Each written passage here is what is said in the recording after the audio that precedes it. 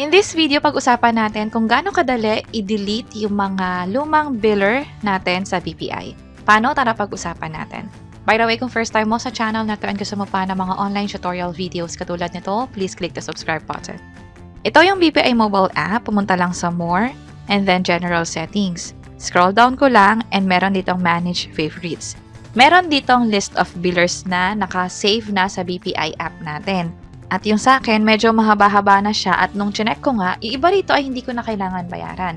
Kesa nga naman napupuno to or may chance na magkamali pa ako ng pagbayad doon sa mga billers na hindi ko na dapat bayaran, mas maganda na i-delete ko na lang.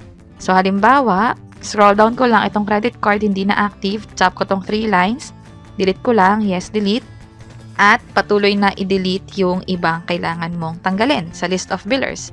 So dinidelete ko lang siya. And then, tap ko ulit yung 3 lines. Oops. Instead of pay bills, delete siya dapat. So, balik lang ako sa More, General Settings, and then Manage Favorites. Ito yung list of bills. Delete ko lang tong last.